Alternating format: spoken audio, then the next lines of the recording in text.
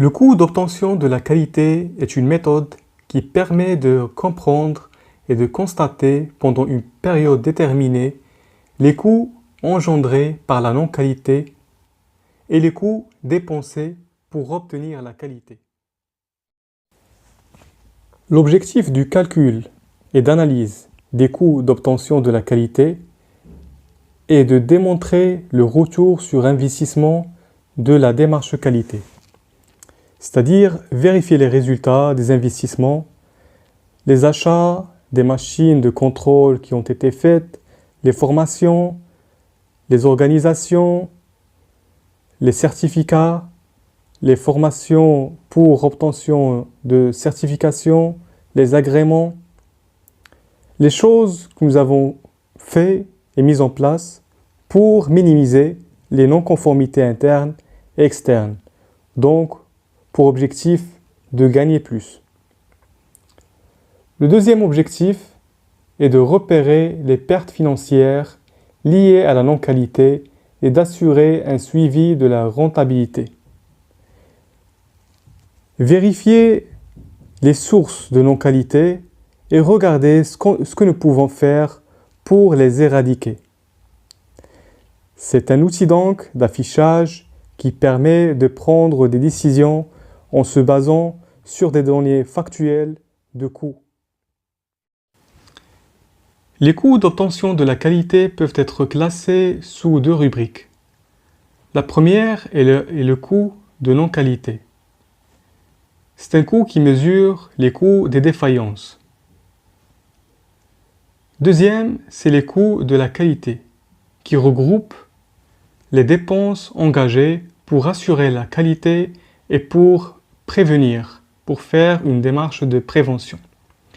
Le coût d'obtention de la qualité donc est égal au coût de la qualité et au coût de non-qualité. C'est la somme des coûts de la qualité et le coût de la non-qualité. La démarche de suivi des coûts d'obtention de la qualité est en 4 phases. La première est de déterminer la nature des coûts par rubrique.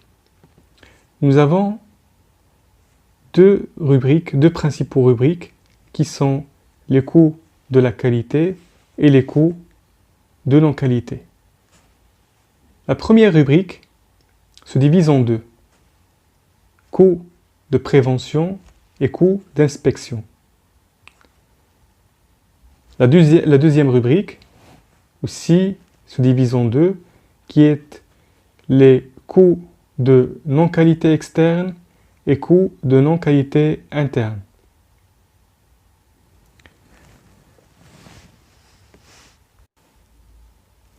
Le coût d'inspection, ce sont les dépenses réalisées pour contrôler des produits en entrée, en cours de contrôle et en contrôle final.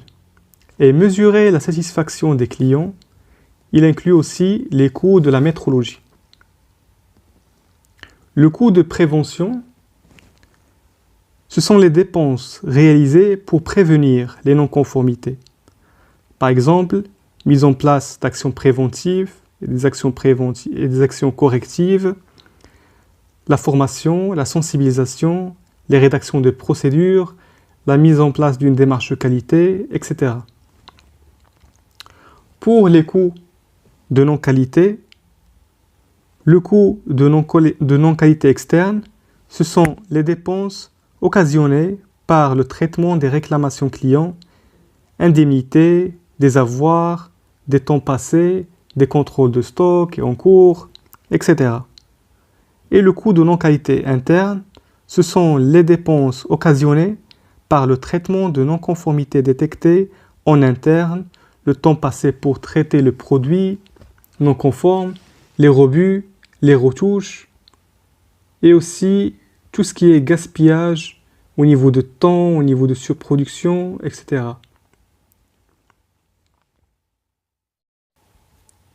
La deuxième phase, c'est collecter les informations. Dans cette phase, nous devons collecter toutes les informations qui sont liées aux dépenses faites au niveau de coûts, des préventions, de la direction des finances et les coûts d'inspection, donc de l'assurance qualité produit, l'ensemble devant comptabiliser l'ensemble des rebuts, l'ensemble des non-conformités et l'ensemble des gaspillages que nous avons faits, donc au niveau de l'interne et au niveau de l'externe, toutes les réclamations que nous avons traitées, le temps que nous avons gaspillé et passé sur le traitement, les indemnités et avoirs que nous avons faits pour le client. Bien sûr, pendant une période bien déterminée. La troisième phase de cette démarche est l'analyse des données. Par rapport aux informations que nous avons récoltées, nous devons faire une analyse pour comprendre et pour avoir une idée claire sur les investissements que nous avons faits au niveau de la qualité, par rapport aux coûts de prévention, par rapport aux coûts d'inspection, et en parallèle, nous avons les coûts de la non-qualité interne et les coûts de la qualité externe. Donc cette étape permet d'analyser et de voir ce qui va et ce qui ne va pas au niveau des coûts et au niveau de la qualité. La quatrième phase, c'est lancer des actions. Dans le cadre de l'amélioration continue, donc on est censé lancer des actions correctives et des actions préventives pour objectif de continuer l'amélioration. Donc par rapport à l'affichage que nous avons vu sur l'analyse, nous avons certainement des remarques. On va sortir avec des décisions. Nous avons une vision sur les investissements que nous avons faits.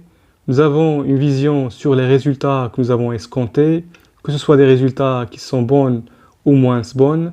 Donc, à cette base-là, nous avons actuellement une base de données assez claire, donc que cet outil nous a permis d'avoir. Donc, à la base de ces informations, on va lancer des actions. Par rapport à ce qui ne va pas, on va mettre des actions correctives et des actions préventives. Et par rapport à ce qui va bien, donc on va continuer à l'améliorer jusqu'à l'obtention de l'excellence.